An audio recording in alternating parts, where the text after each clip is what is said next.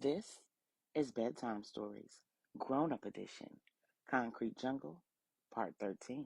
When we left off, Q asked Veronica the million-dollar question when he picked up that there was some vibes between her and his brother Donovan. Angela wrapped up letter number 5 on her way back home to Denver. As Angela picked up her car from airport parking, she texted Regina to let her know that she landed, and then she made a phone call to her little sister, Stephanie. Hey sis, I just landed in Denver. Hey Angie, how was your flight? It was good. I have a question for you though. What's up, sis? So remember the woman at the church? You were trying to tell me about her past? Steph said, yeah, and you told me you wanted to find out about each woman from them themselves. Angela said, yes, that's right. But I was just going to ask you, what was her name? Steph said, why? Angela said, well, the story you started telling me is awfully similar to a story I just read, and I'm just trying to make sure. I don't believe in coincidences after what I've been through. Steph said, I want to say her name was Michelle. Angela sighed in relief that she didn't say Amora and said, oh, okay, well, maybe it is a coincidence. Steph said, okay. Angela said, no, it's no big deal. I was just checking. Steph said, well, okay, I'm getting ready to go to sleep because I have a flight back home to North Carolina in the morning. Angie said, okay, sis, I'll talk to you soon. Love you. Steph said, love you. And the two ladies hung up the phone. Shortly thereafter, Angela pulled into the driveway of her Denver estate, pulled in through the gate, pulled up to the garage, and parked her car. She headed inside. She smelled the wonderful aroma of something cooking in the kitchen. She said, Miss Brenda, what are you in there whooping up? Miss Brenda said, all of your favorites, baby. I figured you'd be hungry after traveling all day. Angela walked up to her and gave her a big hug and said, I so appreciate you. Miss Brenda said, and I appreciate that you are moving away from Denver. They both laughed, and Miss Brenda said, now, sweetheart, I'm going to have to head back to North Carolina soon. Do you have any idea of when you need me to come back? Angela said, well, in 3 weeks, Regina's going to go down and make sure that everything is good. And about 3 weeks after that, I'll be heading down. So let's say about 5 weeks from now. Can you stay for about 2 weeks? Miss Brenda said, well, how about I come 5 weeks from Wednesday? Angela checked the calendar on her phone and looking at the dates that she's anticipating leaving to go to Dallas, she says, that seems like it'll work, Mom Brenda. Now, where are my babies? Mom Brenda told her, they're in the playroom. Angela crept up to the playroom and peeked into the door to see what the children were doing, and she was so overjoyed to see Melissa sitting in the floor with her half-brother Angel sitting between her legs while they were both watching television. She was rocking him back and forth while he was sucking his thumb, and they were watching a show that was appropriate for his 2 years of age. Angela said, my babies. Both children turned at the sound of her voice and ran to her and gave her big hugs and kisses, and of course she returned their affection. She told them that she missed them, and if they helped her with her bags, she had a little something for them that she brought back from her trip. They headed to the car and helped her with her bags as much as they could for small children. She carried the bags up to her room and took out the gifts that she brought them back. Then she removed the keepsakes that she brought back from Mom Brenda, and they all headed downstairs for dinner. After dinner, Melissa helped Mom Brenda clean up the dinner dishes and put away the leftovers, while Angela put Angel in the tub and put him to bed. As usual, Melissa joined them as Angela read Angel a bedtime story, and Melissa signed as Angela read. Then Angela took Melissa to her room and helped her pick out her outfit for the next day. Angela made sure that Melissa did a thorough job in her shower. She washed and conditioned Melissa's hair, moisturized it, and put it in two large French braids, helped her put her bonnet on, and then tucked her in. They said their prayers together, and then Angela headed downstairs to talk with Mom Brenda. When Angela got downstairs, Mom Brenda had tea waiting, and she said, so, how was your trip? Angela said, well, I told you all about the business deals and the new warehouse. Mom Brenda said, that's not what I mean. Something has changed. I can tell. just by looking at you. Talk to me.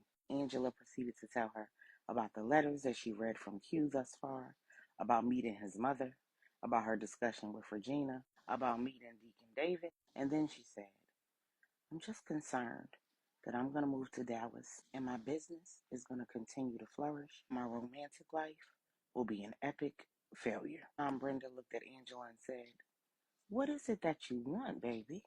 Angela took a deep breath and said, I'm afraid to want anything. Mom Brenda asked, what has God said?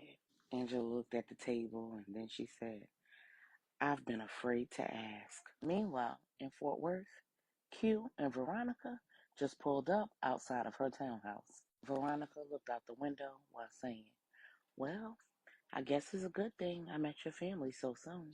Q asked, how so?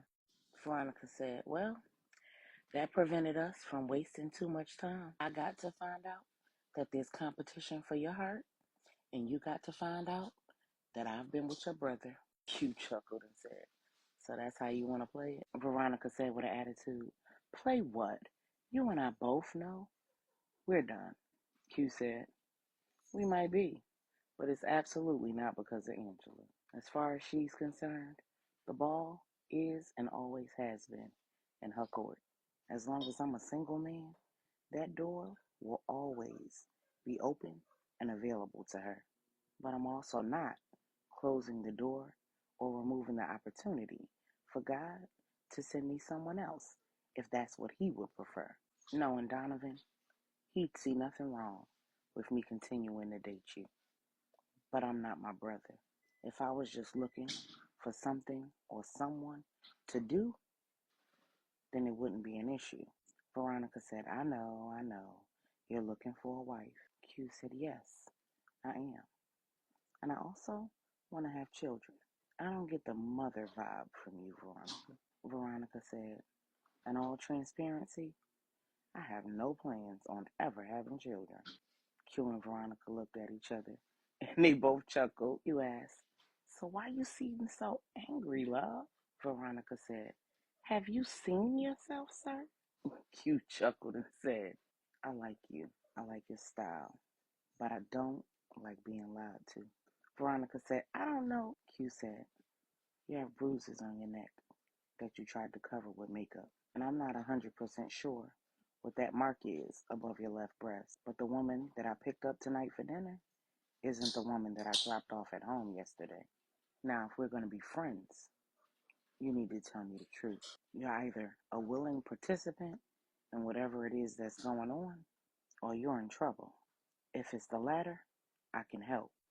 If it's the former, we can't be friends. With tears in her eyes, Veronica looked at Q and said, it's a long story, and I don't even know where to start. Q said, I got time. Q parked the car, helped Veronica out of the passenger seat, and together they walked into her townhouse. Once inside, she offered him a beverage, and they had a seat in her living room. Then Veronica began to weave a tale.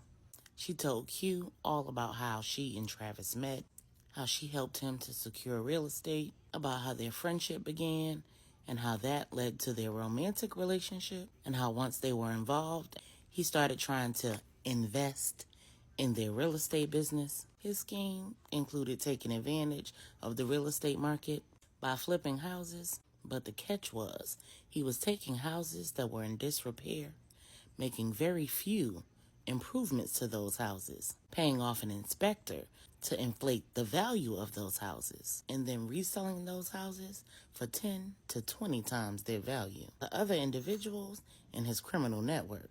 The full scheme actually involved mortgage, insurance, and permit fraud. Veronica told Q everything, including the things that she never told the police. Then she told Q what Travis did to her the night before. It took everything in Q not to get in the car, find Travis, and tear his head off his shoulders. He remained calm, and he asked her, Veronica, are you done? She looked at Q, and she told him honestly, yes. She then admitted that she had no idea what to do about Travis's latest stunt. Q reassured her that police officers and district attorneys have a lot of experience dealing with situations like the one she was in the night before. He reassured her that she wasn't the first woman to be in a situation where she was afraid for her life and afraid to say no. The mere fact that he gained entry to her home without her permission was enough to at least start an investigation, considering he was a convicted felon. While it might be hard to prove that the sex act was forcible, it was a starting point. While taking legal action wasn't going to erase the pain that she experienced, what's most important is that Travis is taken off the street. Q said, "You've done the right thing by changing the locks, but you're going to have to do something about security in this house. And you've got to know that he's not done. If he believes that you stole from him and that you and Tracy split the money, he isn't going to rest until he either gets it back or gets revenge, or both. I've done my research on this guy. He's not only a criminal, but he's unstable and unpredictable. But he's also sloppy and stupid. But don't worry, I know what to do."